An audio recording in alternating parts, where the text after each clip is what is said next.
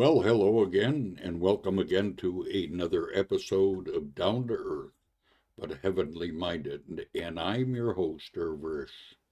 You're listening to Internet Radio.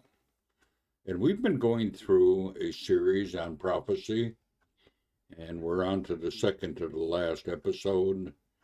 And the title of this episode is Knowing the Time. So, with that said, let us just start our episode. Prophecy, Knowing the Time, by Daniel C. Snaddon. Romans 13 verses 8 to 14. The imminence of the Lord's coming is under consideration here. The apostles use this great even to urge believers to live more holy lives. This portion is no exception. In Romans 13 verse 8 Paul says, "In view of the soon return of the Lord, owe no man anything except love. Love is a debt which cannot be paid in full."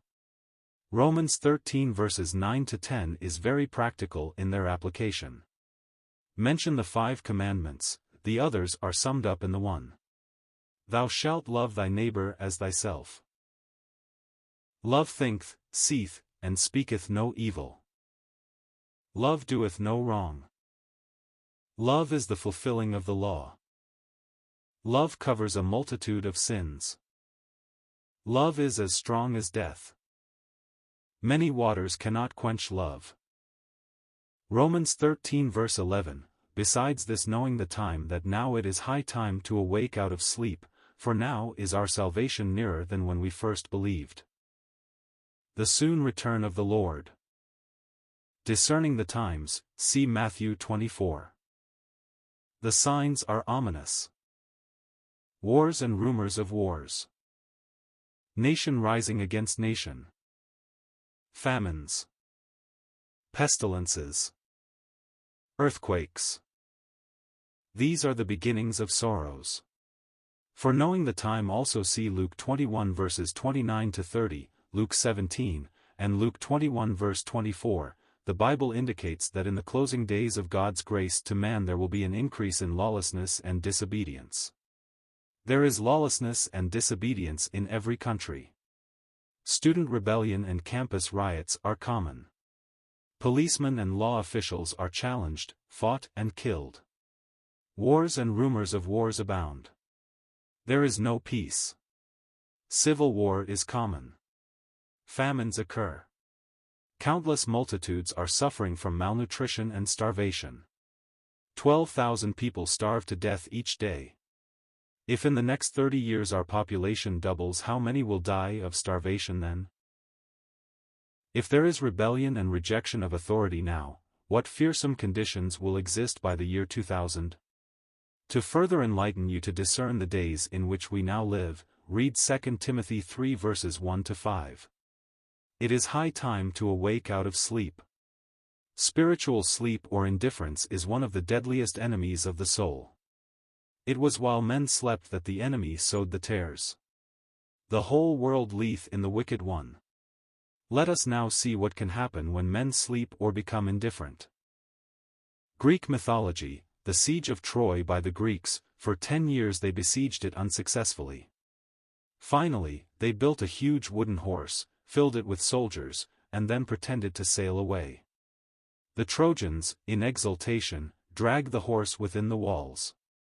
That night, in the darkness and while the Trojans slept, the Greek soldiers crept from their hiding place and opened the city gates.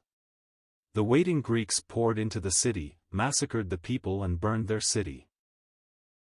Belshazzar, the king of the Babylonians, failed to recognize the signs of the times. See Daniel 5. Describe Babylon, the feast, and the writing on the wall, numbered, weighed, and divided, because of his blindness, unwillingness, and indifference to the conditions around him. Belshazzar lost his empire and his life. Has Satan, the god of this world, so blinded your eyes that you are asleep, insensitive to the lateness of the hour and the signs of the times? For the god of this world, see Matthew 16. It is time to wake up. Our text says, it is high time to wake out of sleep. The night is far spent, the day is at hand and our salvation is nearer than when we first believed. We are living in the last days. The coming of the Lord draweth near. The clarion call of the gospel is, Awake thou that sleepest and arise from the dead and Christ shall give thee light. See Ephesians 5 verse 14. Now, is our salvation nearer than when we first believed? Paul calls this, that blessed hope and glorious appearing. In Romans 8 verse 22, Paul depicts the spiritual Christian as waiting for the redemption of the body. When this takes place, we will be sons in the fullest sense. The curse will be removed from the earth. Describe some of the conditions in the liberated world. The night is far spent and the day is at hand. Are you ready for the Lord's coming? You can discern the face of the sky. Mark 13 verses 33 to 37 says, Take ye heed, watch and pray, for ye know not when the time is. For the Son of Man is as a man taking a far journey, who left his house, and gave authority to his servants, and to every man his work, and commanded the porter to watch. Watch ye therefore, for ye know not when the master of the house cometh, at even, or at midnight, or at the cockcrowing, or in the morning, lest coming suddenly he find you sleeping. And what I say unto you I say unto all, watch. Thoughts on the Lord's coming. The certainty of his coming. The Old and New Testaments are filled with promises of the Lord's coming. There are 1,845 references to it in the Old Testament and 318 in the New Testament. For every prophecy of the first coming, there are 8 on the second coming. He is coming. Personally, John 14. Quickly, Revelation 22, 1 Corinthians 15. Unexpectedly, 1 Thessalonians 5 verses 1 to 3. A former Israeli prime minister said, We are living in the Messianic age. General MacArthur said, I will return. The Lord Jesus said, If I go, I will come again. Most believers know of the certainty of the Lord's return. What we don't know is the time of his coming. See Matthew 24 verse 36. The scriptures teach us that we are to observe the signs that would tell of the nearness of his coming. Then, knowing the time or recognizing the events around us, we can take the necessary action for our future well-being. Prophetic truth is flashing its warning signals from every direction to our generation. Some examples of this are the return of Israel to Palestine and her being able to stay there. The forming of the common market equals the revived Roman Empire, the wall.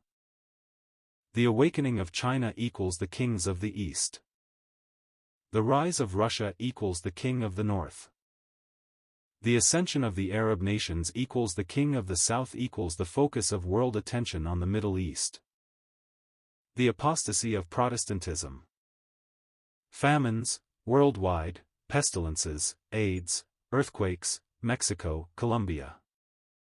The unrest and restlessness among the nations. The lawlessness and rebellion against authority in every country. The summit talks, peace, peace, then suddenly destruction cometh upon them. Lastly, but not the least, there is the knowledge of explosions in science and technology. Daniel says that knowledge shall be increased prior to the Lord's coming. Knowledge has increased more in the last 50 years than during all previously recorded human history. Think of the tremendous development in communication, the arts, the sciences.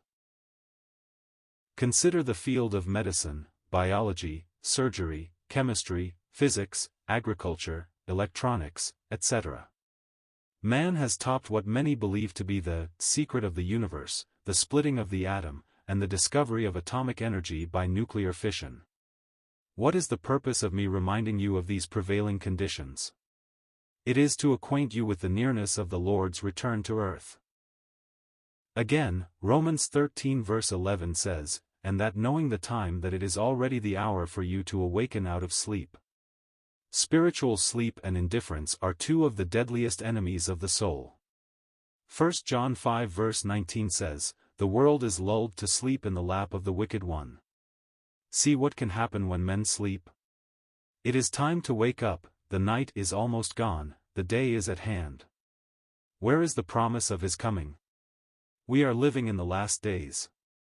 See 2 Timothy 3. The coming of the Lord draweth near.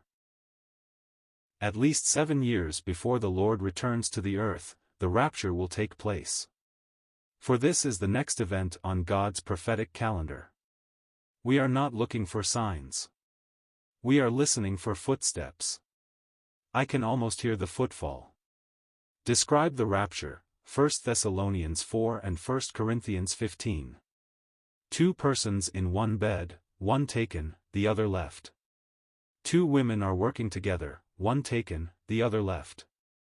2 men shall be in the field, one taken, the other left. In the days of Noah they ate and drank while Noah preached, they married and were given by marriage, until the day that Noah entered into the ark. Then the flood came and destroyed them all. As sure as the flood came, the Lord will come. In the days of Lot, they ate, they drank, they bought and sold, they planted, and they divided. But the same day that Lot left Sodom, it rained fire and brimstone and destroyed them all. The coming of the Lord draweth near, therefore be ye also ready. The end